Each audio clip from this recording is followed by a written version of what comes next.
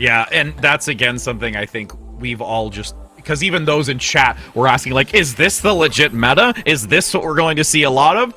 This map? Yes. 100%. Yeah. Like, that will be forever a staple to this unless something wildly drastic changes as we're entering in onto it. And again, looking forward to seeing who's going to be able to get the dominance on their opponent out the gate initially, and also touching on even what Dora had mentioned about the significance of really getting to this point first and the viability that it has for a long-run play defensively once the point is controlled. And I think as well, on top of just that getting to the point first, also the usage of like the Mei walls. Are we using them aggressively? Are we using them defensively? Are we on the back foot a little bit? Because one of the things about this composition is that if you can section someone out and the Bastion still has turret form, that person gets absolutely shredded through a lot of these compositions. So keep an eye out on where these Mei walls are going to be going, and also when those Bastions are going to be using that turret form to get a little bit of that aggression going forward. As we do see the initial brute force on the front line, walls active, immortality fields out, but it is going to at least be an initial takedown onto those until everyone rotates significantly around this inner doorway, making sure that they are not in the line of fire as that turret is active, continuing to pummel these shields and just damage so much of it. Cooldowns back up, looking for the reset, no takedowns until finally Nos gets the first execution. Stone eliminated, but lukewarm still a significant factor until Calman just takes the field.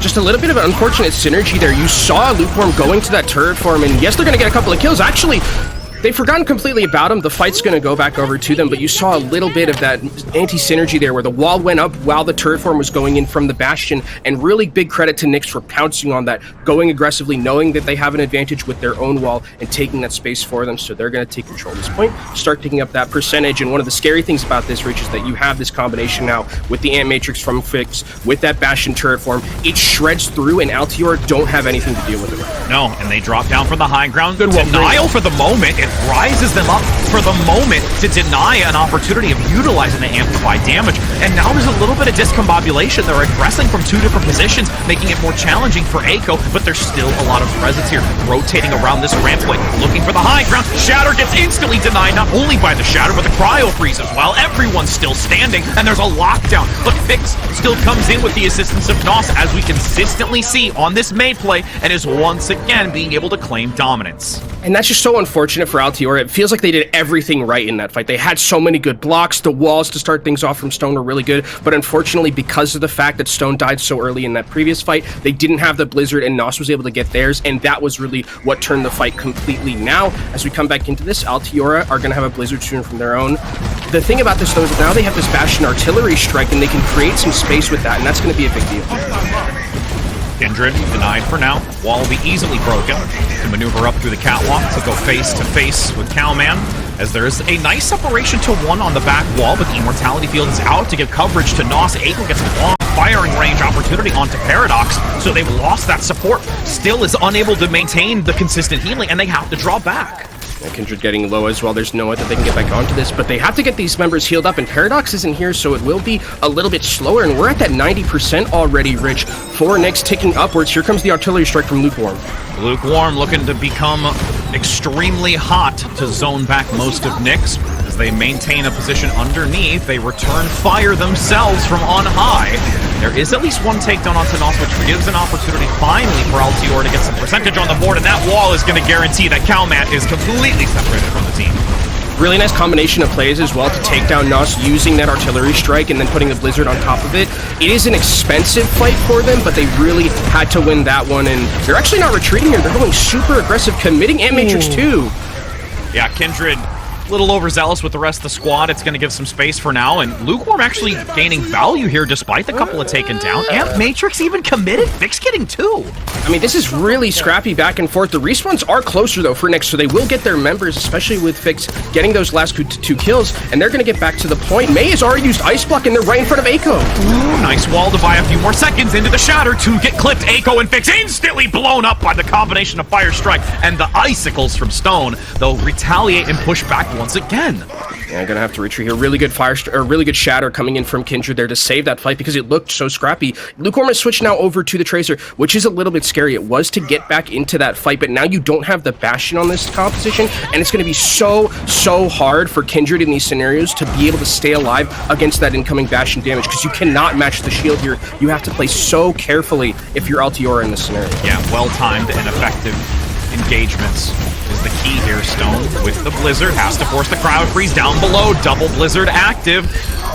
A lovely figure eight between the two, and the ones to come out of it is Nyx, having the dominant numbers and able to force them back. This is going to be a very quick chance to, you know, attempt to contention, but there's not a full 5 from Altiora to really be able to keep this into overtime for much longer. Yeah, I mean, you're just going to see the time whittled down here, and again, it's just unfortunate that they were able to... For Altiora, I mean, the understanding of is like getting the Tracer back onto the point, obviously, because you want to try and win that fight and stall, but you saw how scared they were, right? When Bastion's in turret form just running at you like that, you have to use Wall, you have to use something, or you just have to retreat, and you just simply don't have the staying power without that Bastion to match up in that mirror. So that's why Altiora, unfortunately for them, the aggression, I love aggression like that a lot of the times, but there, when they went that deep into it, it's like so scary. You need to be super confident that you're going to win a fight if you're going to be going that aggressive, because again, what did Dor talk about? Getting there first. If you're getting there first but you don't have the numbers, it's going to fall back on your head. And for those having a few moments to spare as we go into the second round, make sure you get your predictions in. We can already see a little bit of favoritism to one, but we still want to get your insight because it's a lot of maps still ahead of us as they force towards this initial position to see who's going to once again claim that initial dominance. See actually a little bit of an underground rotation mostly from Altiora here. They're going directly onto that point, so they don't want to fight them in this enclosed area just yet. Here come both of the turret farms. No walls used. There they go. Both of them not really getting the value. So now we're going to reset our cooldowns, wait for that moment to go in. But still, Kiwi gets hit by a fire strike. Yep, and that damage is just enough to put them back into spawn. And with a numbers advantage and immortality field already expended by Paradox, this is going to leave a lot of vulnerability to Altiora. There's an attempt for Lukewarm to rotate around the backside. Gets the immortality field, but with the focus onto that, everyone else starts to fall. They don't have the damage to start contesting against them. And just losing a Lucio like that is so detrimental to a composition like this, because once you lose that Lucio, you just cannot out-rotate the other team. You lose that speed, and really good credit from Nyx to just go aggressive, right? Knowing that they have that advantage with the rotation to just pounce on that team and win that 4v5. So now they have all of the positioning here. They also have an Ant Matrix from Fix, and you can throw it down, and the Bastion's going to get a lot of value. Ooh, that was a big boost of damage. The Fire Strike with the Amplification Matrix guaranteeing an instantaneous counter across that bridge. Yeah, I was like, oh, the Bastion's going to get a lot of value here. No, it was just the Rhine. Just the Rhine Fire Strike. We have to remember, it also got a buff as well recently. So that is a lot of damage incoming that completely won that fight over. And I love this positioning from Nyx. A little bit aggressive here, trying to push forward, taking as much time away from Altiora and making them fight for every inch before retreating and going back into their hiding. They're still being respected, though, because if that Maywall comes in by Stone, it could be extremely detrimental. So now they're looking to try and divide and conquer towards the engine room, the high ground to the lower stairway. Kindred drops below, looks for a flank, gets a shatter up the stairway. It counts on to 4, and Altiora bamboozles Nyx with a beautiful rotation. I mean, what did we hear in the interview? Kindred really likes playing Reinhardt. Well, she's popping off right now. I mean, that was an unreal shatter from them. Getting into that backline, up the stairs, like you mentioned, 4 people down. That's a fight perfectly win for them. They also got Cowman shatter out of that at the very end, and here comes the artillery strike. Look at how aggressive this posturing is from Altiora. Sirens blaring, looking to see if there's anyone that gets picked up. Nick says, we ain't having it, fam. We'll just stay in the spawn, get a couple of fish, and come back out for another attempt. Still holding forward. Here comes the Blizzard. Nice, able to lock down at least a couple for the moment, and there is an instant follow-up as well with a counteraction, though, by Echo, seeing if they can get something, but the immortality field is there.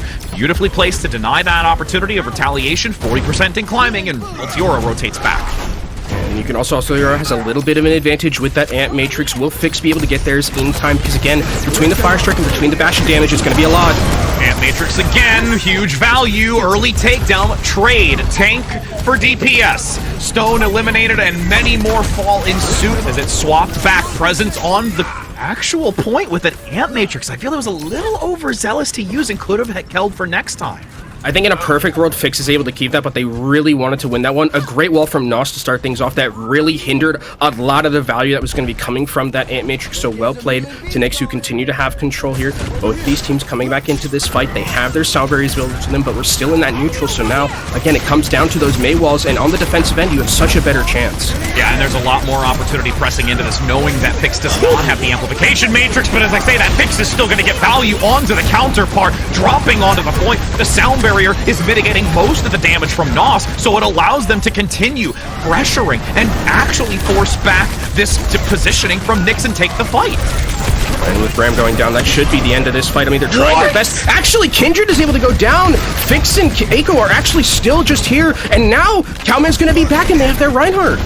Couple of quick fire strikes to make sure they are rotating around the pillar, and that turret will be up once again shortly. That will be a guaranteed mow down worth of damage initially before they want to use the ultimate and contribute into this. The cryo freezes out, no longer having the defensive and need to rely on the wall coming through to deny any sort of position. Oh no! They get the beautiful read onto the back line and absolutely shut down Eiko before any fires are shot!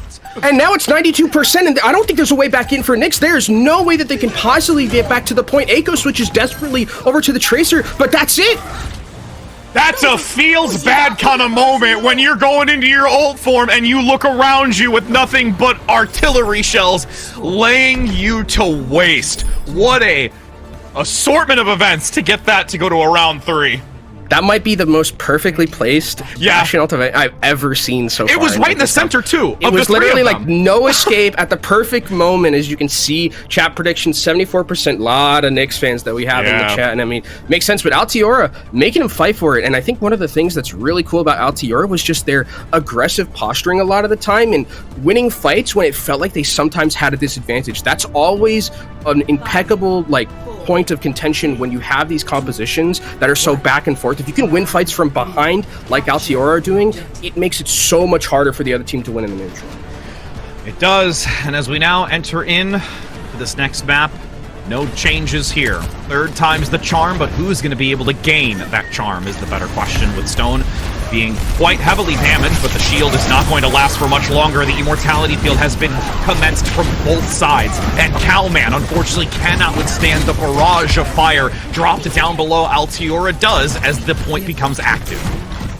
I mean, Nyx still have the high ground, so they might be able to try and contest this a little bit and wait for the time for Cowman to get back in here. But no, they will just continue holding their high ground, which I think is good. I think here you wait patiently for your Reinhardt to get back, and then you can go in, losing a little bit of percentage at the start, not the worst thing.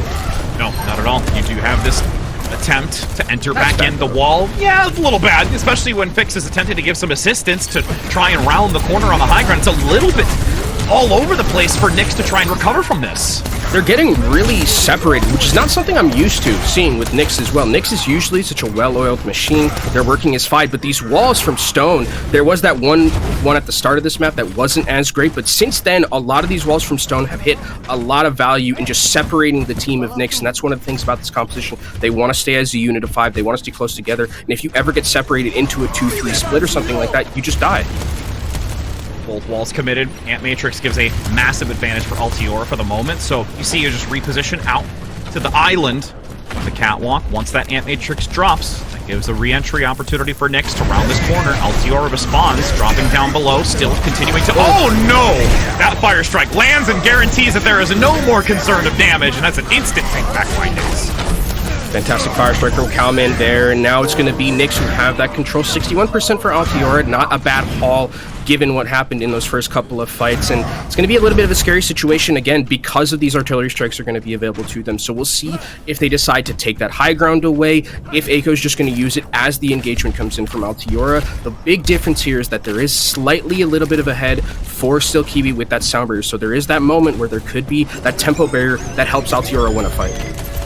Once again, Eiko is going to lead this time around. Won't be denied by the counter. Oh, that's bad. Oh, no. You see Still and Luke go down. The sound barrier is going to be carried over into the next fight, but this one's done and dusted, Kenobi. Yeah, Still Kiwi going down their worst possible scenario, especially because the sound barrier was there, and it was against that artillery strike, and it causes a lot of disruption, but still, there was a potential that they could have won that fight if they kept that Lucio, but now, Nyx waiting patiently here. I don't think that Altiora has any idea where they are, and they have the Blizzard and the Shadow. Are they going to walk into it? They're going to go right into it! Puts the wall and separates the team. The immortality field comes out for a brief moment, and even the sound barrier to withstand. And despite it being a maneuver that Nyx looked to try and take a surprise factor, it did not catch Altiora off at all. I mean, that was really sick peel from Altiora, just being able to survive through all that. The block from Kindred on a couple of the members of that Shatter. Also the block from Stone using Ice Block to not get shattered themselves so they could throw down a Blizzard on top of their own Blizzard. And that sound barrier made all the difference in that fight. And there comes another artillery strike from Lukewarm, just trying to create that time. So basically at this point, you're guaranteeing that when Altiora come back into this next fight, it's going to be that last fight. It's at 82%. Echo just with the happy feet, sidestepping those ones, saying, not this time, friend. They're gonna see them press in now with the wall to keep them locked together. Immortality field, but you've got that Amp Matrix. You can even see Nos attempting to rotate around it to not have the extra damage boost. And Fix gets two. Fix has done this on multiple occasions, just coming in with the extra damage necessary to shut down players of Altiora. Yeah, and I think that's one of the cool things about Baptiste in this current meta is that sometimes there are Baptistes who just play a little bit selfish, right? I can get a lot of value with an Ant Matrix, not only just through my healing output, but also through the damage I can output. You're right, Fix has been there a couple of times so far this map, being able to get a lot of value through that Ant Matrix themselves, and now 75% and taking upward forward. Nyx here. Don't have too many ultimates to talk about. We do have the artillery barrage from Echo. It's gotten a lot of value in the past, and this is that last fight territory that we're going to have to see who can take a 1-0 lead. Patience is a virtue. How this enters. Big damage with the fire strike comes through. Altiora withstands for the moment as they top themselves up. Calman goes down. Lukewarm finds the damage, and there is a liquid waterfall of Altiora players rounding this point. They are unable to just counteract against it. Nyx now have to go for desperate positional swaps to try and get there in time. They're knocked away. Whew. And that's going to be Altiora able to take this in a round 3. This is so close, and I'm thrilled about it. I mean, Altiora with, what was it, 26% of the chat said that they were going to win? Like, they're coming in hot to start things off here, and interesting to me, I wonder why Echo didn't choose to use that artillery strike a little bit earlier, just to kind of like zone them off, but really good understanding from Altiora to just go aggressively there. Another perfectly placed wall again from Stone, who has been pretty impeccable with these walls throughout the entirety of this map so far. I think Stone really isn't showing up in the kill feed as much, but is flying under the radar when it comes to the value that they're getting from wall, because they've been splitting Nyx up so much and pulling those threads of yarn away from each other.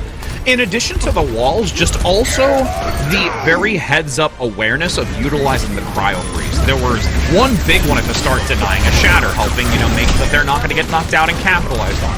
For later on in the fight, a couple of cryo freezes to keep themselves alive, especially when it came to the immunity, with Nyx looking to try and block them off.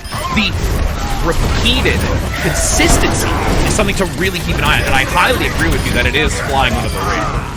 And I think one of the things about this meta that, as it continues to evolve, and if we even do see it as much as, the Hammond composition or the Winston composition, that we see a lot of the Owl team scrimming, right?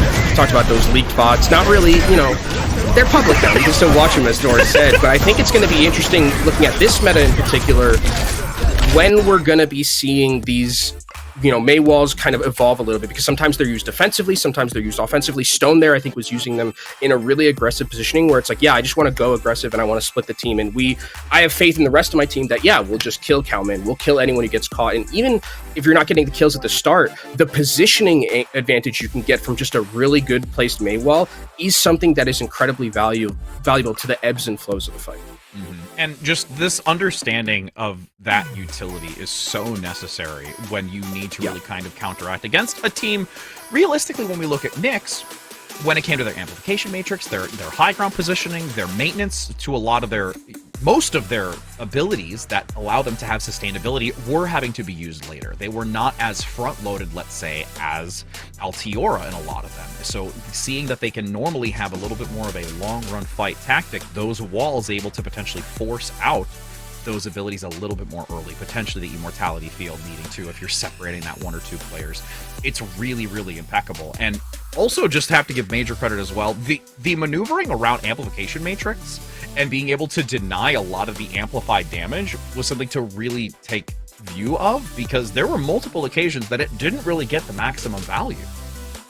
And I think it's also based on like the walls as well, because if you put putting wall in front of Ant Matrix is kind of, it makes a lot of sense just because it still gets bursted down quickly, but just giving that like extra little few seconds of Bastion not being able to shred your team does sometimes make the difference. And even that last fight that we saw on Antarctic Peninsula, where we saw the wall to start off that last fight, it caught Nos. Nos has to ice block, and then the rest like when Mei doesn't have ice block, Mei is extremely vulnerable to just everything else on the map, and taking Mei out means that there's no counter wall, meaning that there's no slow or anything like that, so you have that advantage. So again, it's just about those little niche things in the starts of the neutral and starts of the fight. If you can force out those cooldowns, that make a big difference. Now, Nyx, I mean, that felt like a map that like Altiora is like, yes, please, I want to play on this map for the rest of eternity, right? Like we know that Nyx can play this, rush comp and still are very adept at it. We saw how well they did in the core of this composition did in the Overwatch World Cup trials, but as we go into these next maps, I wonder if we see some changes in terms of like where we go aesthetically for the maps. Do we go to like more long range things where Calman can play Sigma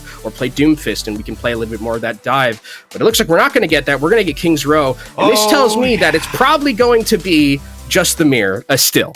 Yeah. And as we saw earlier, you and I both for a moment were like, oh, hey, it's nice to see something different. Oh, hey, it's Bastion and it's King's Row. It's just like us getting used to like the consistency of this. We had our one moment though. We did have Blizzard World in the mix for us, so we had at least a subtle chance to head away from what we see consistently. But King's Row always a tried and true place, and we've seen some extremely stellar King's Row play today, even over the course of all of our matches, which is something to see if it's going to match up to what we've already had. It feels like a neutral place as well, where like not really anyone has an advantage because it's, Scrims Row. The meme's always about this map in particular, but based off that previous map, I would expect probably to still see a lot of the mirror coming out from both these teams. There is like a slight possibility that maybe like something like a Winston composition or a Doom composition crops up in this particular point, or in this particular map, especially because you have some open areas like on second, like on first. You can play a little bit more of that dive composition if you maneuver it correctly, which is the biggest thing, right? Because if you make one misstep against a rush composition as that Winston dive composition, you just die. That's it. That's pretty much it. Yeah, and you want to see what that's also going to be coupled with if you do bring in that Doom or the Winston, since we've seen a decent variety with, Doomfist with the Tracer Sombra. Sometimes they opt alternatively for the Sombra and just keep the Tracer, organizing that coordinated dive into the back. A lot of disruption that can be brought into the table. And as we enter in on this map, we've even seen some uniqueness when it came to Pharah. I don't foresee that being here, of course, because, no, that's an EU special. That's a Yazan special. But it's just, it also is just one of those moments where it makes me think back to talking to some of the coaches where they say you just have to play your game. I believe Moxie touched on it as well earlier today, and how these teams have to do that, because there is still an opportunity to play to what you are very good at, and that's a perfect example of it versus what we've seen notoriously shift into what we would like to call the meta. And I think specifically with this map in particular, and like these players, like we know Kalman is very adept at like the off-tank stuff and very adept at playing that Sigma. We talk about Circuit Royale being his home, right? The Sigma on there. We saw him play Shambali earlier where they were on the Sigma and things like that. But I think playing to your strengths is something that Altiora has done super well, especially last time we saw them on King's Row, where they were going into this Bastion one-on-one against Shikigami. It wasn't really working out for them in terms of Lukewarm playing the Bastion, so they said, okay, great, this isn't working for us. We're going to try and change something. They brought Lukewarm over to the Cassidy to offer a little bit more of that flank potential, and it worked wonders for them. So they definitely have an understanding of like, look, if we're losing the mirror matchup, we know that we have to change something, and we're going to do it. They're very adept at having those mid-set adaptations that really kind of change the fight and make the other team play towards their strengths. And I can't give extra emphasis on you utilizing the word adaptation, because that's what we're seeing a lot of because of this versatility and compositions and, hero selection that we have coming to the table. You have to be very responsive and reactive to find a weakness to your opponent. And if you're really not being able to outmatch it in a mirror or something close-wise, take the risk. You can, because there are moments, as long as you can play it with strength and confidence, it can, in a lot of cases, work. I don't know if not. Is Not's actually going to do this? You might have read some sort of I might have. Ooh, my goodness! I had the shake of 8-ball. That just shows how old I am, like I am with Hurix. you might have read some sort of. I think Eiko will probably just try and get a shot to start things off with, but Altiora are going to stick to their tried and true. I like also that they're again bringing back Lukewarm on that Cassidy to give more of that flank potential. We'll see what Eiko can find here. Very respectful, bringing that shield up, and Nyx. Nah, I gotta switch it back up and move over to the tried and true. So Eiko's going to be going over to the Hanzo, which is an interesting little wrinkle here because you offer a lot more of that shield break potential and also the one-shot potential. It just takes one arrow to find behind the shield here, and you can completely break open a fight. Absolutely. We do see walls active, a very intense brawl between these Ryans up close. They go in for the charge. It buys just enough time for the healers to top up Kindred. They're still alive and actually fall back behind the wall, giving moments of stability, and Cowman goes down. Dude, I don't know how Kindred lived. Kindred, like, made illegal maneuvers right there, was completely just, like, dead to rights, and the healing was absurd from Altiora to keep him alive. And Paradox has been rewarded with a very early Ant Matrix. Yes, it's not against the Bastion like we usually see, but it's still going to do a lot of damage, especially if Nyx is not aware that this is a possibility. Yeah, and now, as we wait for them to enter into this amplification matrix, active Nos extremely low, has to be cautious, able to get topped up and stable with a little bit of hesitation here. There is some resets going on, and they're just gonna rush onto Eiko. They're gonna chase forward and dominate both Nyx and bring Eiko extremely low to draw back. I mean, with Fix not here, this is just Nyx trying to get as much percentage as they can. They don't have the healing output to live this. No, not at all. Shatter goes a little wide. Also not... Okay, those are just thrown to the wind, despite them hitting the ground. A little bit chaotic, and surprisingly, in this wondrous world, Nyx take it! That fight was nonsense, just complete and utter nonsense. Sometimes it's like a caster. It's like, oh, you shouldn't really say you don't know what happened. I have zero idea what happened in that fight. That Cowman is shattering behind or in front of another Reinhardt. I just had no idea, but somehow the blizzard from Nos changes completely everything, and now Nyx have an advantage to go forward a little bit, but a nice wall. Yep, beautiful wall, because you saw this aggression to push through the choke point to try and land onto the cart to try and contest it, and they've actually still managed to do so. And I like this decision from Altiora in a scenario like this where you know, the fight was a little bit scrappy at the other point, but this is like one of the best points in King's Row to hold right here. Holding up close like they were doing on that previous map of Antarctic Peninsula and just making Nyx fight for every inch. Stone, another takedown onto Cowman, going to reduce the time bank, which again, there has been a generous amount regained since they've transitioned into the streets phase, but if you're going to hold this far forward, why not continue to cause harassment? And now the onus is going to be on, like, Nyx to use ultimates to get out of here, and it's just to get out of their spawn. Nice wall, divides to reposition, but they need to be cautious as the high ground is still dominated by Altiora. Deadeye active, they're just roaming free as the crosshair finds one. Blizzard also contributed to that, so they only used two. They've got both supports online, and Kindred with another shatter. And again, it's this positioning, another great wall from Stone there to keep Eiko out of that spawn, and just the amount of pressure that they're putting onto Nyx here in these scenarios where Nyx always feels like they're on the back foot. They're the ones who are always ulting last. They're the ones who really are getting caught off guard in this scenario. Oh my god! No! They can't even get in there! They're just swinging for days, and that's just salt in the wound saying, we know we can't kill you, but we could if we wanted to. Oh my god, the wall comes out. Nice immortality field to keep the members alive in there. It just gets tucked over the ice wall, managing to keep them alive, but finally, there is some retaliation with Cowman and Graham just tired of it, saying, no, I'm gonna shatter you, and we are not gonna stay in our spawn. That shatter from Kindred, absolutely unreal. That was so crazy. No one was expecting that, I bet, and I mean, look at how much time has been drained away from the time bank, and Nyx are probably not even going to be able to turn this first corner. So really, again, the positioning and the aggression from Altiora really paying dividends here as Looks like they're going to Nyx take the space away. They have a Blizzard to work with as well, and in this enclosed area should get a lot of value if they can get it out in time before Stone gets theirs of their own. I mean, they've already gotten a great deal of time off the clock anyways. 2 minutes really to work with. They're pushing at least around Bookstore for now, managing to look at this next turn point. Blizzard comes out. Looks like it could gain 2, but there's a counter Blizzard to see if it can follow up onto 3 that are set in stone or a block of ice. With Altiora, again, really being able to go toe-to-toe with Nyx, and I'm quite surprised at the level of dominance we've seen from Altiora. Nas is also just staggering himself. Like, that's...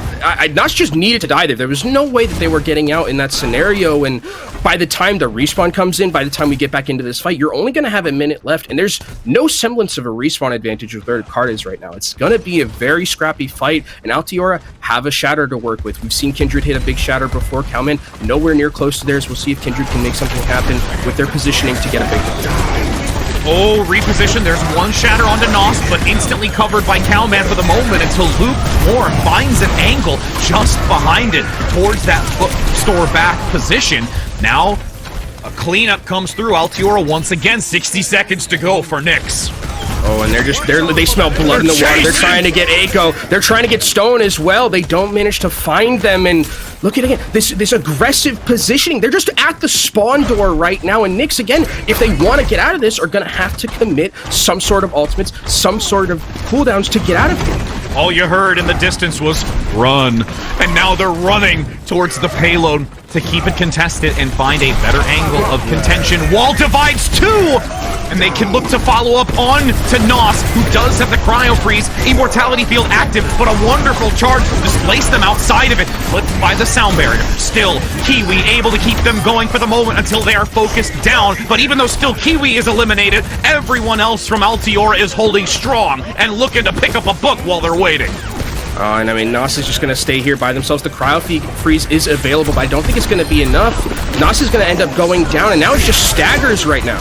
Absolutely staggering them out. They are in a very awkward position that they can't get back fast enough due to the distance of the cart. A pin into the bookstore. As I said, Librarian, I'd love to check out Victory Row, this book right here, because that's what they're looking to be as they manage to at least take this first round of control and deny a completion onto Nyx. I mean, this is convincing from Altiora. Like, really convincing from them with the way that they're playing around these May walls, playing around their cooldowns so effectively.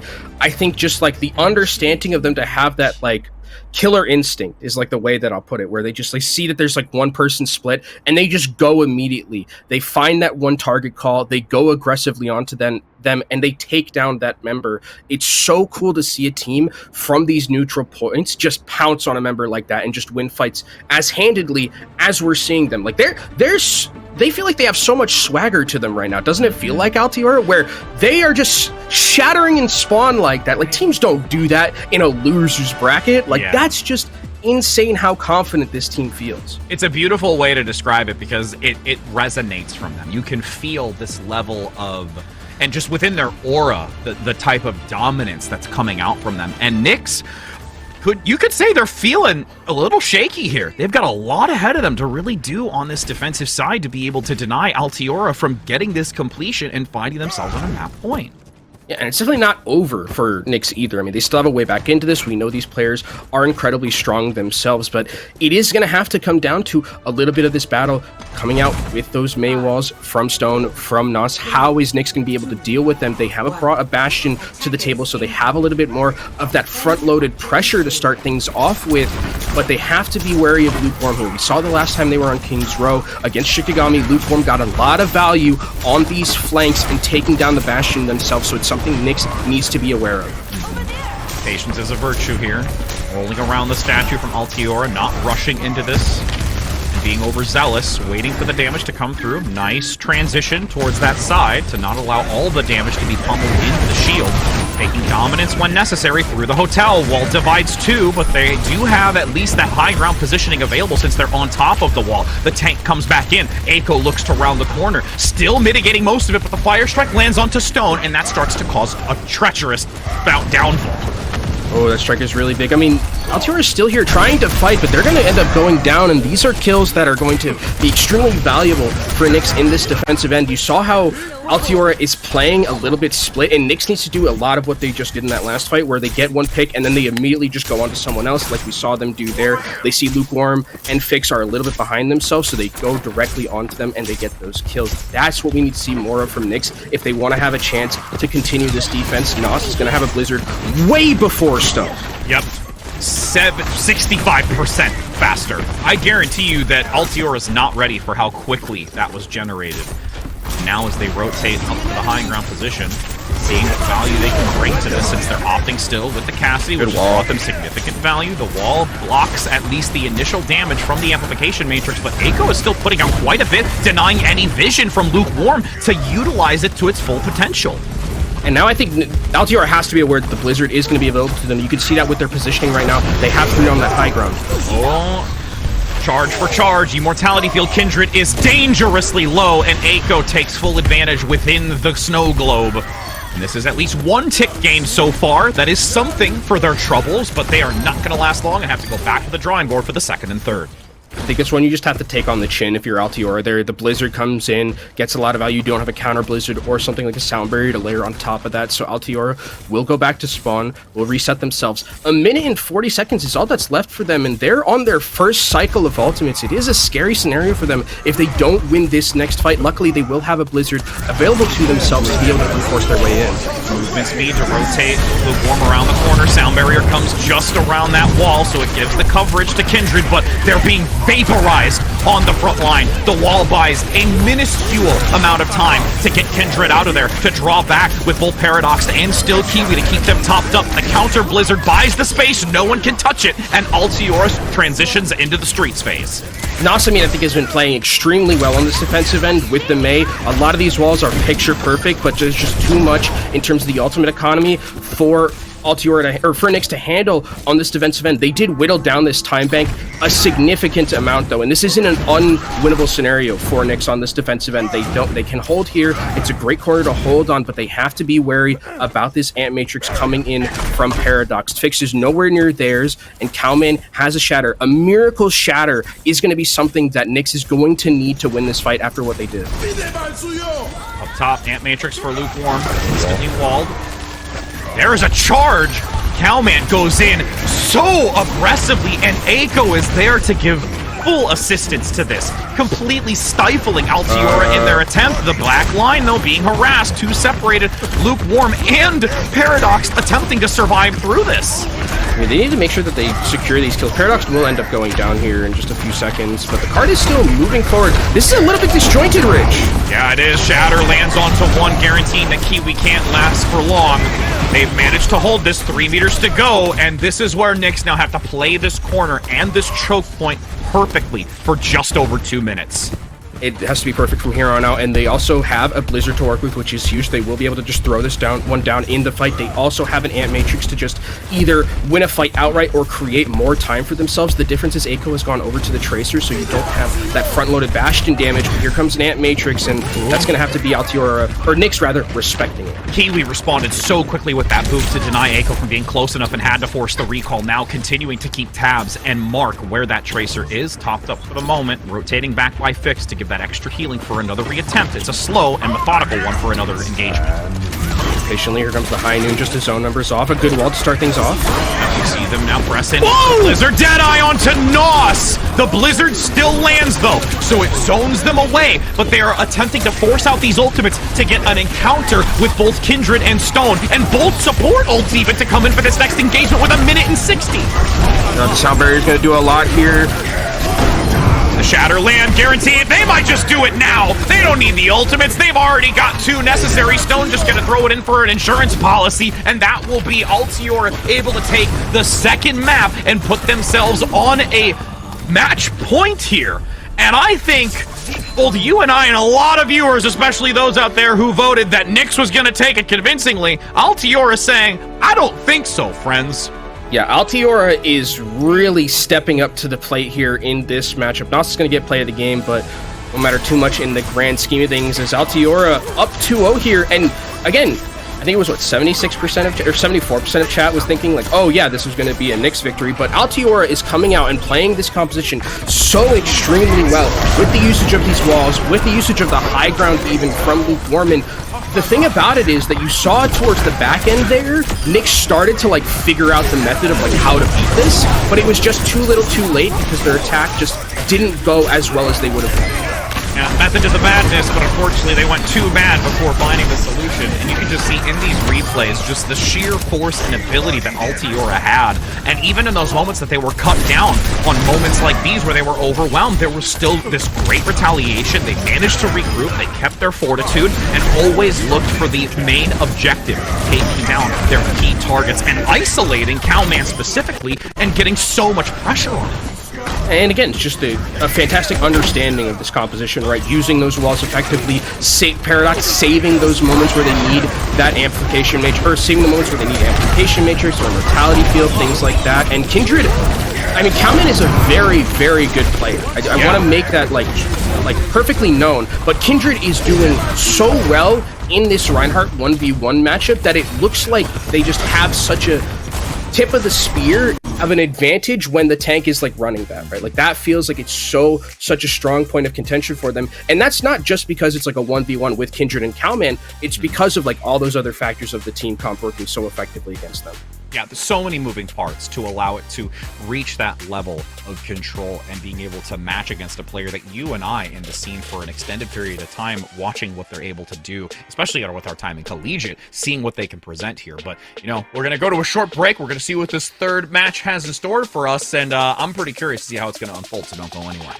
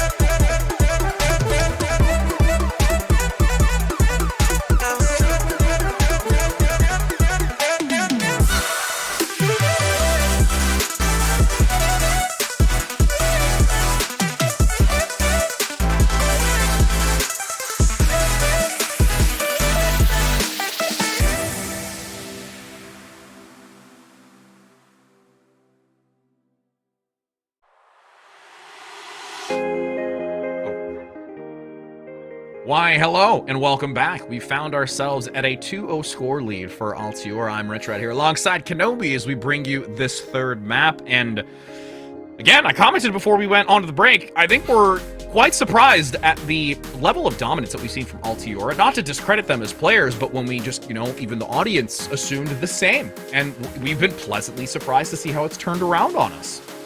And I think as well as we go into our next map, which is going to be Escort, we do have that for you. It is Junkertown, which makes a ton of sense because we don't have Circuit Royale in the pool. Yeah. And it's just like, what map can we play that we don't have to play against the Reinhardt comp? Like, any map that we can play that doesn't involve the Reinhardt comp is probably going to be beneficial for us. And that's exactly what we're doing here if we're on Nyx's side and picking this map in particular, because you can bring something like the Sigma. You can have a little bit more of that long range poke style that Nyx might prefer a little bit to that mirror. You also can bring out the Diva for Kalman. Like, there are a lot of things that you can play on this map in particular that don't just revolve around, hey, the Mei walls, the Reinhardt stuff that we kind of have understood for these past two maps, that it seems like Altiora is just a little bit better than us at. And, if we do just so happen to see what we've anticipated as per usual by Cowman, I'm gonna do it for him.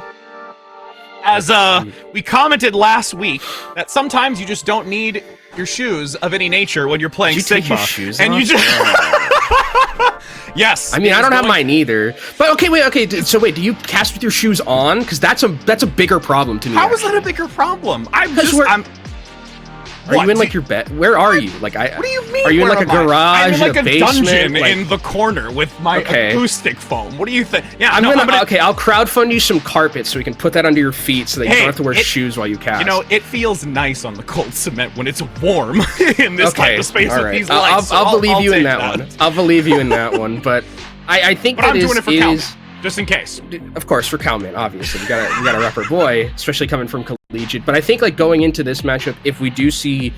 The question then becomes to me, like, how are we going to look at this from Altiora's perspective? Because Altiora is a team that is, since we've seen them on broadcast, almost exclusively playing those Reinhardt-based compositions. And now when we have to go to a map where you can't necessarily play that in the mirror as much, how is that going to be able to act? Can you match up against the Diva composition? Can you match up with that long-range damage that we're going to be seeing from Nos and from Eiko, who are very adept at playing long-range hit scans? So we'll see as we go into this matchup of Junkertown, if that's something that Altiora has been preparing for. Yeah, and we've already seen earlier today, the Widow play between back and forth, a couple of really key picks that can come through, causing a lot of time to be extended on that initial push to the first checkpoint before reaching, the later stages where there is some adaptability to the compositions, where they want to pick a cast or potentially a Sojourn or even like a Winston play in rotation, because you can utilize a lot more of those upper high ground positions, the windows, the catwalks, the bridgeways. So I'm so excited to see how it's going to unfold here, because we do have the chance to deviate away from something like that and give Nyx a real shot to be able to start this and attempt a reverse sweep. And I think as well, when we look at like Nyx and kind of versus Altiora and the stylistic matchup that we've seen so far, I think this does favor them a little bit more, because I think we have seen like the longer range poke against those Reinhardt compositions. I mean, Nyx was kind of on the other side. They were on the other end of that when we like saw them last week play. Like, they were at Coliseum and they went up against this composition that was like a lot of spam damage, a lot of long range, and Nyx kind of just played that one Reinhardt composition and didn't end up working out. So maybe they're just thinking, oh, well, we don't really want to be caught in that matchup in like an open area against a composition that's like just a Reinhardt. We can play what we're comfortable with. We have Nos and Eiko, two very prolific DPS. Fix, I mean, we've seen it throughout the series so far, just on the Baptiste. Like, imagine putting them on something like a Zen or an Ana, like bringing that to the table also can help Nyx begin this reverse sweep, because remember, it is losers bracket. So if you lose this, you're out. There's no chance for Pro-Am for you. So there's a lot to play for on this map in particular, and a lot of pressure on Nyx as a unit.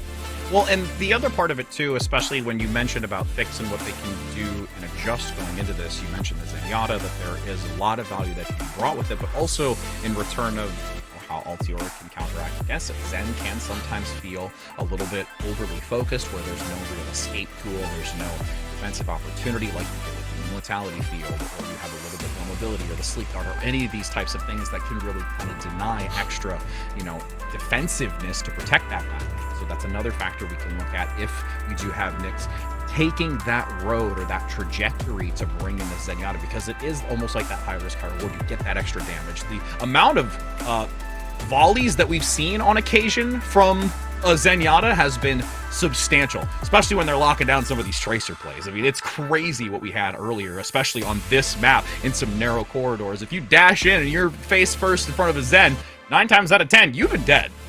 I think Zen killing Tracer feels like, for the Zen player at least, feels like the best feeling you can ever do. Oh, absolutely. Like, even better than, like, long range, because it's like, I know I'm going to be the focus of every single pulse bomb, so at least if I can just get, like, that one kill against you, I just feel so much better, especially, like, when I play Zen, and I can, like, just, you know, even better than hitting volleys or stuff like that, just hitting a Tracer as they're coming into me, absolutely perfect. It's like going to Baskin Robbins, like right when they open, and you have all of the ice cream at your disposal, and it has not yet been scooped. It's just so clean and perfect, and you get that fresh. Have you never done that? I went there super early in the morning once, and they were like all perfect. They were untouched, and like it was like, which one of these do I want to pick from to take? That's the just first not scoop where of I the thought day. that was gonna go. I was like thinking about like where the possibility of like that could have gone, and I was not thinking about Baskin Robbins at like 9 a.m. That usually I don't want ice cream at 9 a.m. That's not really like my vibe. You know, to each their own. I know it's not as good as What'd you gelato, get but at least? Okay, for me, so it would be either like cookies and cream. Okay. Or it would be mint chocolate chip, because we've had this discussion about Thin Oh. Mints, so we already know where that's gonna go. But yeah, those would be my two go-to. Or if I had a root beer, I would totally make a root beer float. That's like At 9 a.m. What? I mean, come on, that's like having pizza like refrigerated anytime. No, of the day. it's not the same. Not the same. I know. Not the I same, would not not the eat same, it not the cold same. either. But you know, we've got some moments before we enter into this, so we're gonna give you a little bit of a break. I believe we're looking for a connection right now from one of our players. We've been bantering about food. We've probably made you hungry, so go find some snacks, get a drink. We'll be back in a minute, friends.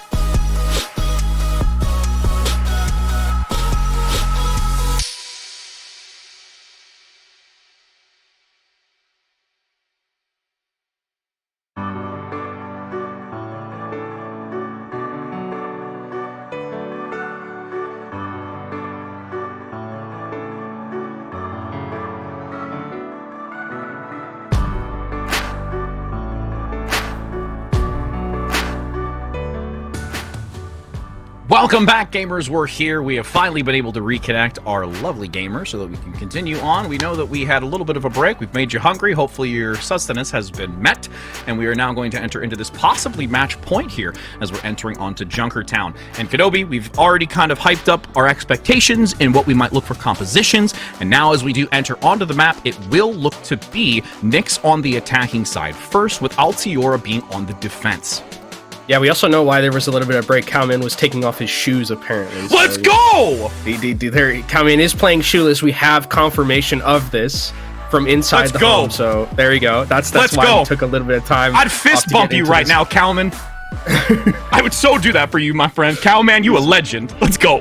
Well, we'll see if he plays the Sigma and opts in to play, get that little buff that you talked about. But it looks like they are hovering it to start things off, and it is a little bit more of that long-range composition that we do see on these long-range maps like this. On the other side, we do see kind of a mirror of that. On the defensive end, we can talk a little bit more about this composition, where you have Kindred on that D.Va, Zenyatta on the Ana, offering themselves that long-range poke style, long-range effectiveness. They can also split off from each other and heal each other a little bit more effectively. Same thing kind of like with Zen Brig and stuff like that. Then you have the matchup of Lukewarm into what I imagine is going to be Echo at this point, as we do have another pause just to start things off. Maybe Cowman rediscovering if he wants to put on those shoes or not, probably deciding. If anything, taking off the socks now since the shoes are already off. There you go, friends. There you go. I'm just letting you know. So he's just got to be barefoot to have to get the yes, buff. Okay. That's the point. That's the only way you gain the buff.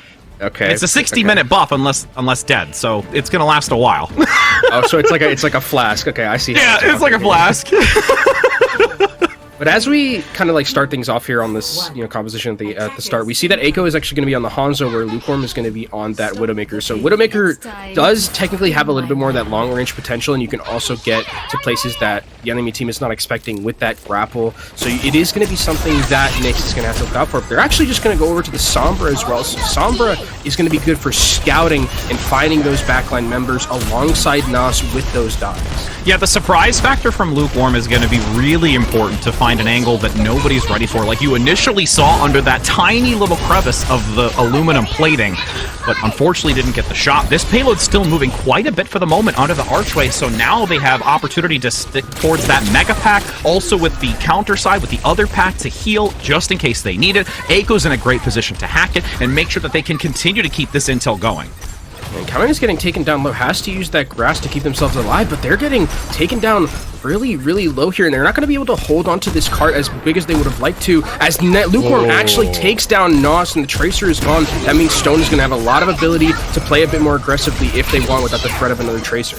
Oh, and Fix almost getting picked up as well, barely getting enough of that protective shielding. Threading the needle, Lukewarm is going to continue to try and find those shots. Waiting patiently, seeing what they can find, but you can see Cowman is just dipping around those corners, trying to always have sights on that Widowmaker to help out the rest of their team. Yep, blocking with the consistent shielding, goes a little aggressive here, does block themselves, but finds Nos again! Airborne, mind you, and gets another deep shot onto Cowman with a Discord Orb to boot. I mean, that was a fight that looked like it was really difficult for Altiora to have there. Lukewarm is lighting up the kill feed right now on this Widowmaker, and Nyx haven't really found a way to get to them because of the fact that Lukewarm is playing so safely, just waiting for those perfect moments to get those shots. Eiko and Nos haven't been able to get to them without committing a significant amount of resources. A watched pot never boils. We've looked away long enough, and now you just see it rolling from Lukewarm in the back, with Stone underneath looking to harass against the Sombra play. Eiko has to force the translocate. This pulse bomb, though, waiting in the wings. Pressure onto the D.Va play from Cowman. Pressure up top. They know they need to deny Lukewarm positioning on this Widowmaker and can't quite get close enough until finally there is a window for Eiko to take advantage of it. Ooh, and Trent is actually committed as well from Altiora, and the Nano onto Stone. They want to try and win this one, but here comes the EMP. Onto two, managing to get both supports at the moment, and Pulse Bomb gains one in retaliation despite the EMP contributed. So much from Nyx coming through, and they actually start to gain favoritism towards this payload. They get the DMEC onto Kindred, though Cowman goes down themselves. It's a really scrappy engagement, but they're still keeping this in favor, but Lukewarm getting a couple of clean shots. Stone's here. Stone can contest here, and they're also going to get the Lucio to come back eventually. This is going to be a recontest here for Altiora. It's all onto the shoulders of Stone. Recall down, needs some assistance. Kindred comes in, buys just enough time since only the dash remain.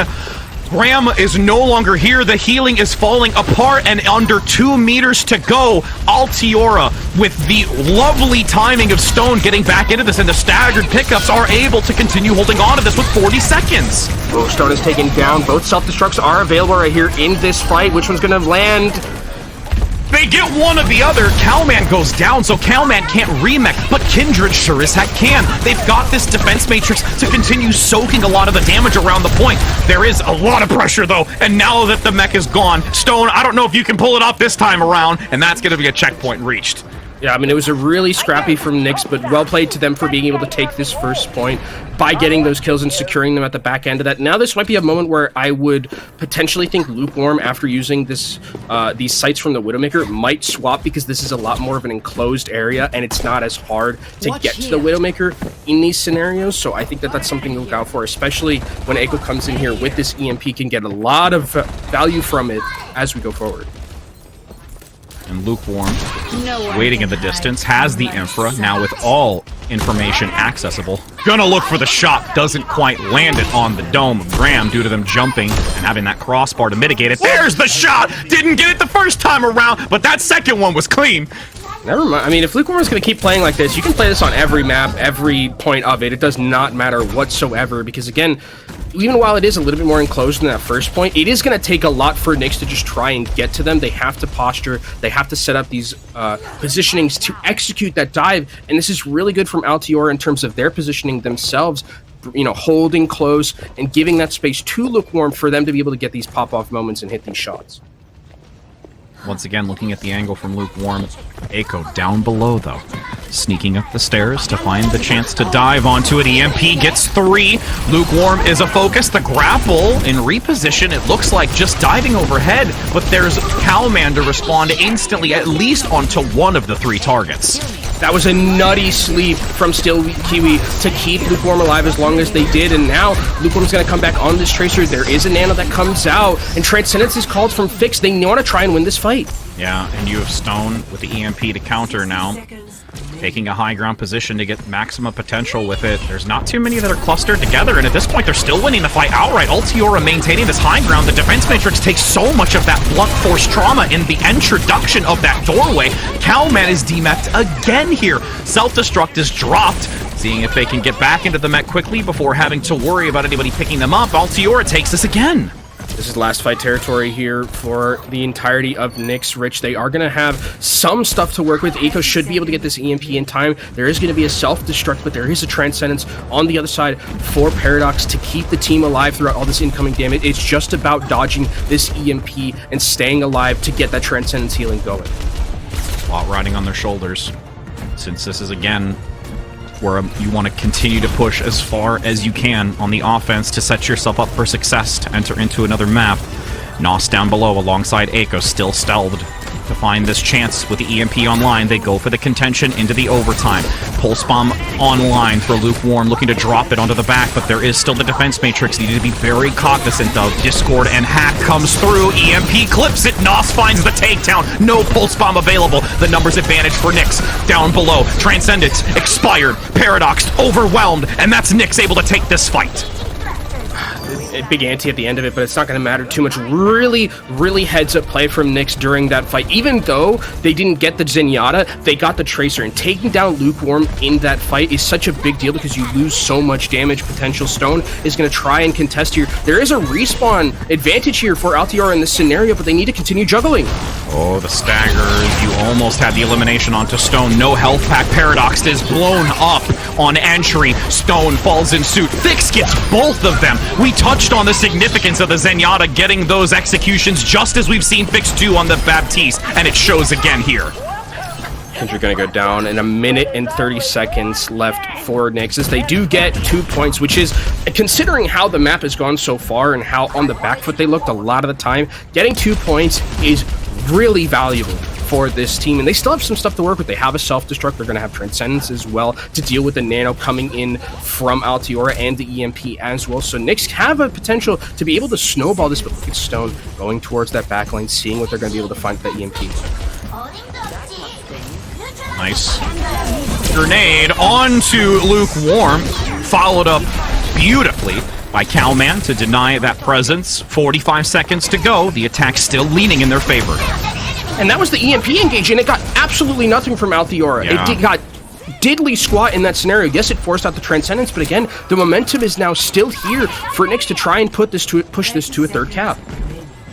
Underneath, 92% and approaching the eclipsing moment for Nyx to be able to gain completion on this Junkertown map. Underneath, waiting for this entry. Cowman using the payload to mitigate a lot of the incoming damage and borrow time from having to use that defense matrix. EMP lands onto 2. Stone is once again instantly popped. Nyx gets the takedown, contributing so much outside of just healing, including the Discord Orb. Self-destruct into the back, doesn't take anyone down. Now it's going to be contributed onto the payload, gliding forward with it, but everyone is out of range. Pulse Bomb, Nos hesitant to drop this just yet until they can find a perfect sightline onto the opponent. Lukewarm being overwhelmed and shut down. Cowman giving the distance, the overtime still continuing. No one left for Altiora to keep this contested. A desperate play from Kindred, but they can't keep it in the overtime.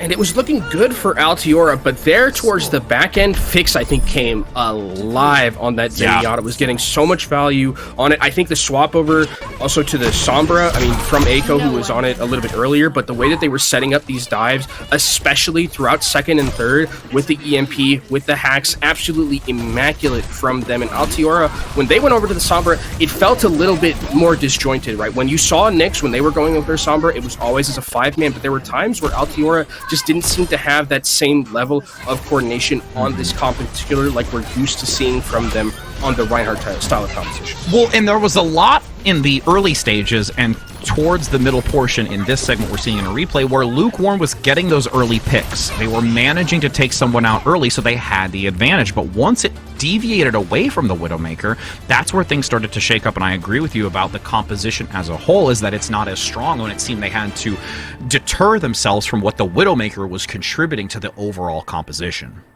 And I think the Widowmaker is something that I expect Altiora to play definitely at first and potentially a little bit at second as well. But once we get to third, it'll be a little bit scary. If you're Nyx, you're totally happy with the fact that you capped this map entirely, right? Because, again, with how scary it was looking on first, you capped it in overtime, you capped second on overtime.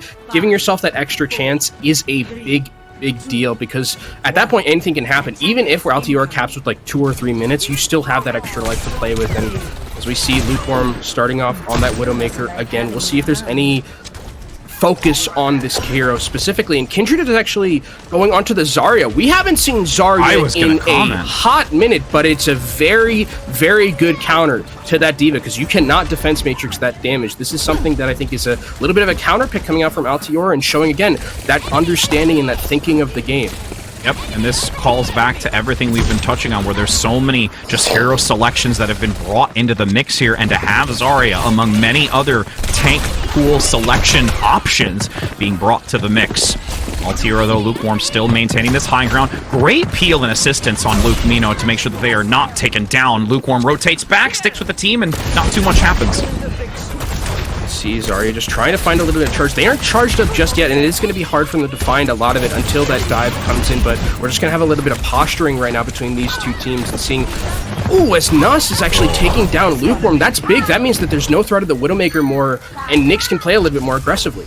Well, and the other part, too, is there's not really much value coming out from the extra damage from Kindred. They're barely able to get any charge on it to help assist in that realm, and the longer that was drawn out, that's why Lukewarm couldn't sustain any longer, and now they're starting to really dive onto the back line again, and Fix gets 2 more. And that's one of the things about Zarya. It's very much a feast or famine hero, where it's like if you're getting charged, you can really take over a lobby, but they're really good, I think, understanding from Nyx in particular to respect the fact that Zarya has that damage available to them, and then was able to go around and find those picks, because they were playing and positioned at a really good pace to not get taken out by that Widowmaker. Lukewarm has gone back over to the Cassidy now and has taken down Fix, so this might be a moment where Altiora has a little bit of an advantage. Lukewarm still sticking close to the payload, watching their angles. That is a massive dive with the nano boost up front. Graham does go down, so there is at least 1 for the trade on the pulse bomb, but it's still heavily favored to Nyx, and they are really controlling this initial push. Zarya's going to go down as well. Nas is collecting a couple of kills right now on this Tracer, and this is something that we've seen from Nas in the past, where there are times where, like on maps, he is a little bit quiet, but when he shows up, and there again takes down Stone. And this is Nyx holding at this defensive end here. Kindred not really close towards that Graviton Surge, and with a minute and 30 seconds, that might be their only way out right here, unless there's some miracle picks from a Zenyatta, or this Nano can get a lot of value from Still Q. We'll see if that Nano can be what is necessary for Altiora. They nano the Cassidy, putting out quite a bit of shots, but unfortunately with the Transcendence and the mitigation for the defense matrix, and there's a flanking EMP that comes from the backside. Echo guarantees they can't stand tall. That was such a good ante as well, coming in from the Graham at the end of that to basically just negate the entirety of the Transcendence, and good play from Echo as well to just hit that go button with that EMP and secure those kills. A minute is all that is left for Altiora here. Luckily for them, they did force out Transcendence, which is the best thing to deal with the Zarya damage, especially with the Pulse Bomb comboed along with it for that Big Bang combo, because you're going to be looking at Cowman. Can Cowman find this Graviton Surge and eat it before it wrecks his team from the inside out? Hack early onto Stone. Nice recovery, though, and not having to force out the recall. Grab goes out, but where was that? Where did it go? It went all the way through the cabinet into Narnia from Junkertown itself. 25 seconds remain. Fix is down. They've gotten to support. Graham is the only lifeline that remains to see if they can hold on to this, but it's an even 1-for-1 trade. The spawn advantage in favor of Altiora. Transcendence holds on to keep them going, but Lukewarm is eliminated. There is now a player advantage for Nyx on the defensive side to continue pummeling Kindred on the front line, since there's nobody there to top them up. There isn't enough that comes out from Kiwi to keep them going, as the time is going to dwindle. Overtime is active. Nyx might be able to bring this to the 4th map and be able to continue going on. Oh, and there's the EMP comboed along with the Nano Diva, and that's going to wipe Altiora off the face of this map, and Nyx are going to take the victory here on Junkertown. We talked about it again, how, aesthetically, how this map is going to be different, play style, how it's going to be different, and there you saw just what looked like to me a completely different Nyx and a completely different Altiora with how they were playing that. Nyx just seemed to have this dive on lock completely, whereas Altiora just felt a little bit behind in a lot of those fights. I mean, that Zarya grab at the end, like, I don't know. Kindred must have seen, like, the Zenyatta and the Ana just in the back there and thought that they could get some kills, but that is a very risky maneuver, especially when you've been spending as long as you have to get that Graviton Surge. So that's Nyx taking that map of Junkertown, which is something that we kind of, expected going into that with how the difference in playstyles have worked for both of these teams. I could just see the moment being like, let me just work my calculations. We're going to throw it in that direction. It's going to be the angular momentum. Going to try and get it to the supports. Wing! And... No, that's out the window. But, so, with that being said, yes. Now, the interesting part is, though, is Altiora gets to go to their map selection. Yeah. And with them having the 2-map advantage, they find themselves in a more dominant position to counteract against Nyx, because I 100% agree with you. The amount of level up that we saw from Nyx in comparison to how Altiora was playing was vastly different than what these 2 maps prior had really shown, even when it came to control, and it was so tightly met between the 2 of them. So now we have confirmation that our next map is going to be Esperanza, and we will look now to try and see if there is some opportunity for Nyx to play this just as formidably.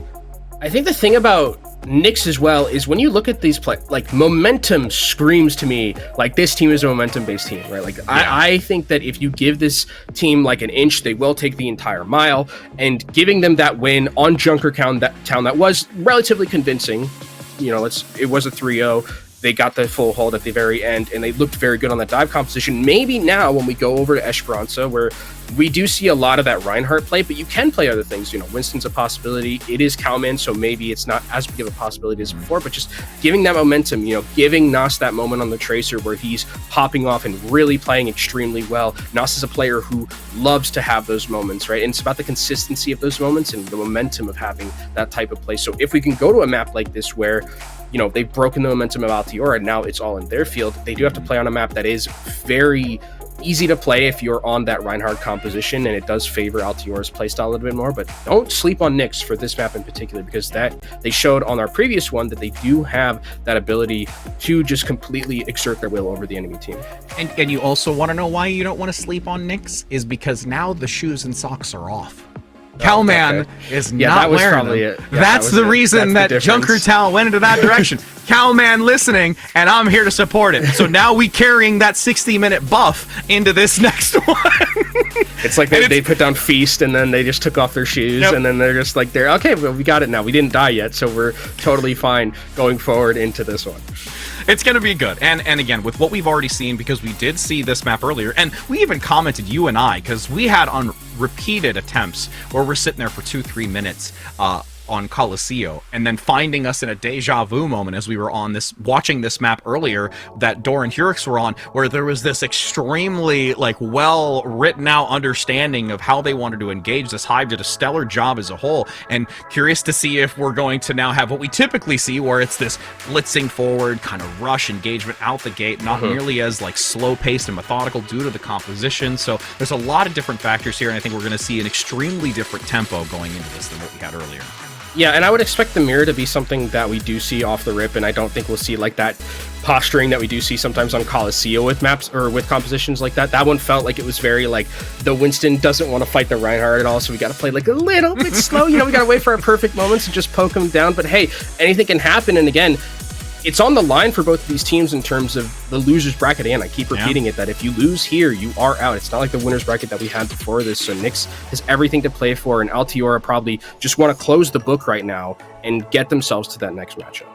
Yep. And we hear late, friends, this is the second of 3 tonight. We've got a lot more Overwatch ahead of us, and Nyx at this point isn't ready to give up because they have a chance to bring this into a 5th map. They are fighting for their lives here, entering onto this to see who is going to get the initial advantage going out into this push map. And I'm so curious, as we mentioned, if that momentum that we saw Altiora have, that confidence, that morale boost, and how that loss in Junkertown, which was a little convincing, at least from a defensive standpoint, is going to potentially deter them from having that consistent level of confidence. Nyx has, at this point, been revitalized because they got a point on the board.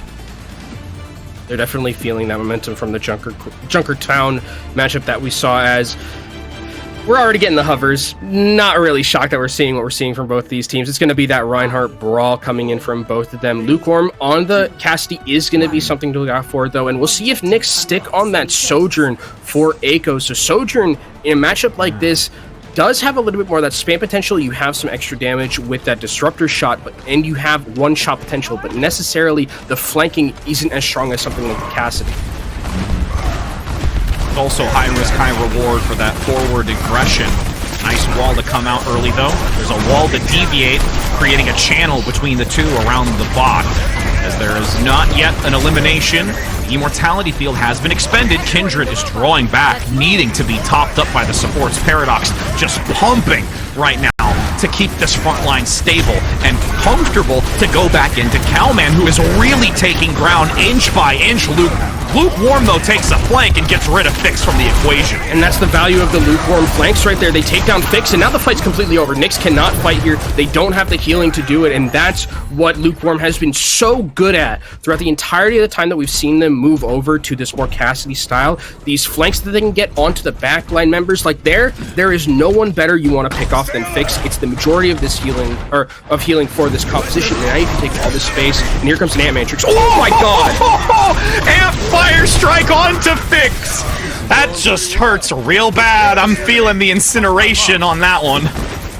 Fix hasn't been able to play the game for the past 2 fights, it feels like, and that was really good understanding as well from Altiora to just go aggressively and just throw out a Fire Strike to see if you can hit, because, again, with the buff and with the Amp Matrix, it can get a lot of value, and they continue to move forward, take this space away. I like that they're holding up on this high ground to give Lukewarm that ability to poke a little bit more, and there's a nice wall to section off some members, but it won't mean too much. No, able to just work their way through that wall. Kindred still holding the high ground, just preventing that damage. Disruptor Shot going to get some chip damage, though, to those outside the shield on that outskirt, so it buys a little bit more for them to get near that ultimate. But Echo has a sliver of health, mind you, needs to get healed up, finally focused as the overclock's about to come online, but Altiora has a lot to use. Blizzard from the flank, they're going to be locked in the chamber that is a frozen wasteland and look to take advantage. Echo, though, attempting to counteract it with the Blizzard combination themselves, and they're going to come up short. Oh, nice ice block from Stone, keeps themselves alive. This is back and forth a little bit, but Cowman is not in this fight. What a great wall to get out of the Disruptor Shot, attempting to buy even more time, and Lukewarm comes in with a great assistance, and even Stone is feeling a good moment right now. I mean, it's another fantastic wall from Stone to start things off, where they go in aggressively, they use the Blizzard, and they wall the area where the amped healing was going to come from the Baptiste, and they just wipe Cowman off the face of the earth. That was so brilliantly played from Altiora and from Stone again, who has had miraculous walls a lot of this time, and now Echo is bringing out that Bastion to try and just front load, mess with Kindred, try and secure these kills as best they can here. And look at this reservation. Altiora just giving up the space. They want to play the high ground. They're making sure that they have the positional advantage, and you need Nyx to walk into this. Shatter goes a little wide. It still clips Echo, and there's a counter Shatter. A wall rises and falls, but there's an Immortality field comes out from Paradox in the back. Amplification Matrix attempting to influx this damage, but this rotating flank is going to make sure that the remaining members of Altiora aren't going to feel too comfortable, but even with the rotation, they're still not being able to hold on. Yeah, I mean, Altiora won that fight at the start. Really good boop from Still Kiwi to boop Cowman out of his charge because he was about to hit Kindred. That gave Kindred the slightest bit of chance to get up and parry, and then they instantly took Cowman out. I mean, the focus, again, has been so strong for Altiora as they start taking this forward a little bit more aggressively, playing away of the sightlines of this Bastion, and now even a High Noon just to zone more people out. Yep, rotating back to the other side, still holding the high ground. They're going to just draw back a little bit. Nice wall to keep them separated. Again, this is clockwork from Altiora, and the free firing onto Graham in the distance is landing true. I mean, they're going to win this fight just because off the basis of Lukewarm getting a lot of value here. The respawns are closer for Nyx, yes, and Cowman should be able to get out in time just because they have that shield to push forward. But again, Altiora wins a fight that they were down. They started that fight down 4v5, and again, somehow, with the way that they're understanding and the pop-off potential of Lukewarm, they're able to bring fights back in from deficits out of nowhere. And now they retreat, go back to that high ground where it's going to be a little bit harder for Altiora, or for Nyx to get to them. Yep, deja vu moment. That was a couple of really great fire strikes, though, by Cowman, landing it on multiple players to get closer to this Earth Shatter to land alongside Kindred. Though there is a defense already active, the Cryo Freeze, a pause comes in. Most likely potentially a disconnect or something of the nature, but we'll have to let that unfold in its own time. But ultimately right now, half the time bank on, and Altiora is, as I mentioned earlier, like clockwork and surgically rotating back to a position of dominance and knowing exactly how to play this.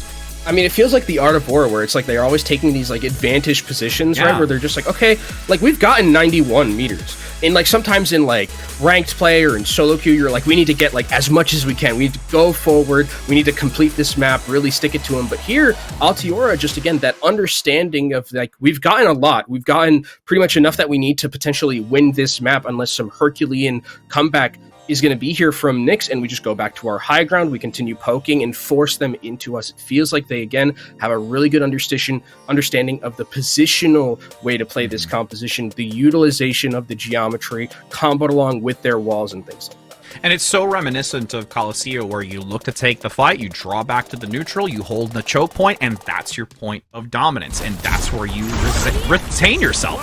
But as we enter back into this, we do see that there will be a Blizzard committed into this on the point, locking down Cowman and several others. Counteracted, though, by Nos. Nyx, unfortunately, not getting any eliminations while it's active, so there is, again, Lukewarm, and just taking names the whole time. That was Nos again. I mean, using the Blizzard and trying to counteract it from Stone, but again, another really well-placed wall that I saw at the very end of that from Stone to block off a lot of the healing that was going to be coming to Cowman, and this meterage continues to tick up more and more, and look at what Altiora has to work with. They're going to have the Ant Matrix. Graham is taken out already, and this is just Altiora asserting their dominance right now. Yep, looking for the pin onto the wall, can't quite land it. Counter pin comes in, but Kindred is just easily topped up. The Shatter gets a lot of damage, but there's a counter Shatter as well, attempting to mitigate, but the kill feed still lights up in red. That was really well played from Calman. I think he completely just by himself won that fight because he specifically got Still Kiwi in that backline who had Sound Barrier. If the Sound Barrier is there for Altiora, that fight is completely turnable for them. And now, Nyx are going to be able to come back themselves. They're going to have an Ant Matrix to start getting some meterage of their own because they're still at 0. This is going to be the first time that they're ever going to get some progress right now. And they have the ability to cycle some ultimates and get as much as they'd like. And with 4 minutes, still a decent amount of time. There is still a checkpoint, the stall factor, and the extra distance to calculate. So you do see, once again, high ground on the reverse and opposing side for this mirror. Altiora still going to hold on to it, going in for the charge. Nice wall to prevent that forward momentum. Sound Barrier plus the Deadeye going to continue to zone back multiple members as the amplification matrix comes in. Everything has been utilized so far on the board for Nyx to try and gain the advantage, but they've not taken down anybody yet, Kenobi. No kills have come through between both of these teams, but you can see Eiko just trying to pitch away at these members. Stone is coming back in, though, with their own Blizzard. Eiko's doing a wonderful job putting out damage, but unfortunately none of the shots are landing for critical damage. And after a long, extensive engagement, Altiora is able to weather the storm.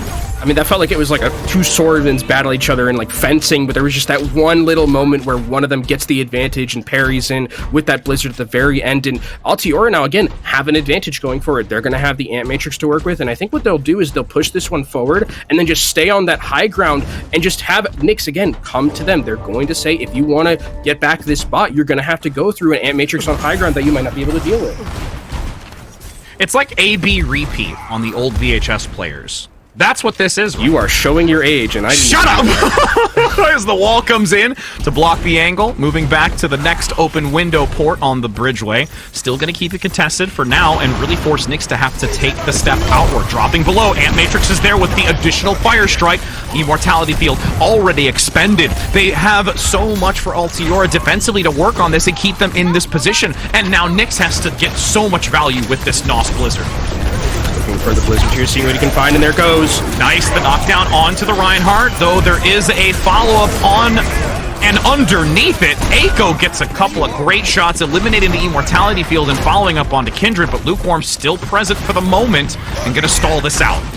And now at this point for Nyx, it's you have to play the rest of this map perfectly. Like, you only have 1 minute and 30 seconds left. You're gonna have some ultimates to be able to cycle through a little bit. Lukewarm needs to, you know, reconnect with their team right here, which they will be able to do so they won't get staggered out and give a little bit more time. But there's a lot for Nyx to chew through. They have to get this first contest. They have to get this first checkpoint, which means the bot is going to have to stop and do the butt scratch. And there's a lot of time that Nyx has to use here, but not a lot of time left. And we've seen the clutch return. Nor and Hirix had a moment of where it was only just meters away from being able to come back from a deficit like this. But with how Altiora is playing, it seems almost impossible for Nyx to do so as they gain positioning. Lukewarm up top with the rest of the team.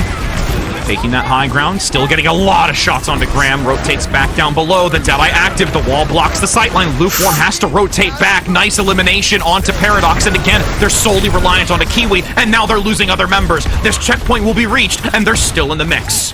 And Nyx has to string together a couple more of these fights. They're going to get this first one here as soon as they take down these last two members. Fix going down is actually a little bit of a big deal because I don't know if they have the forward spawn and if Graham is going to have to actually go back and taxi this Baptiste Bash, which they do, so they have to give up all of this positioning. This is just a very scary scenario for Nyx in this point. They have to get Fix back into this fight.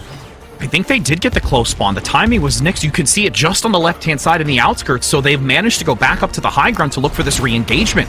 Seeing how they're going to turn the corner, with the time continuing to dwindle, they'll reach the overtime.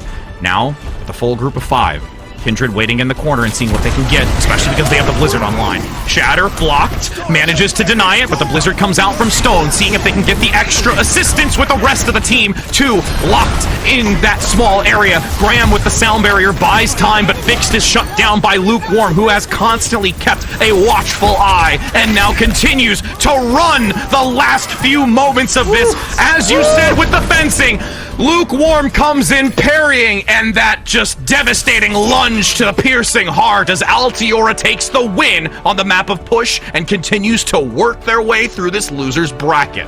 Lukewarm with a 5K at the end of it. And again, Rich, we talked about it at the start. There have been a lot of upsets, and this one seems like an upset, especially with how Chat was talking about it earlier, with the way that they predicted. Like, this was not really in favor of Altiora a lot of the time, but they came in, they played to their strengths. Lukewarm had an absolute tear during this series, and they are well deserving of continuing through this loser bracket. And we can just see in this replay the amount of just sheer well-rounded and coordinated play from Altiora, and how Nyx had to, in a sense, bend the knee to try and make some kind of changes. They had the Bastion, they had the Sojourn, they had the Cassidy, they had always looking to make these types of changes where Altiora, start to finish, just always knew what their plan was. And that's what also gaining the selection of this map did for them. They knew what they wanted to do, and they felt confident doing it. And it's going to be a question for them going forward, like, how are they going to be able to deal with the other types of maps? Because now there is, like, that weakness that they have, right? They have a weakness of, like, playing these long-range styles of maps. When they play this, though, this one Reinhardt composition, they look so good. I mean, Lukewarm needs to get, like, a name change to, like, Luke Hot or something, because, like, they are unreal as a player right now. They were doing so well. Stone, I think, is someone who did not show up in the kill feed a lot. I talked about them quite a bit in being a person who has slid under the radar as getting a lot of value, especially with the Mei walls, and I think that helps Kindred in their Rhine matchup so much, and I am very impressed with what I saw from Altiora in this matchup. You either felt the frigid cold or the boiling water that managed to just topple over the edges. But with us being able to at least see Altiora continuing to move on, that means that we're going to have an interview, so don't go anywhere, friends, because we're curious to see how they're feeling, because I guarantee you they're on cloud 9 right now, so don't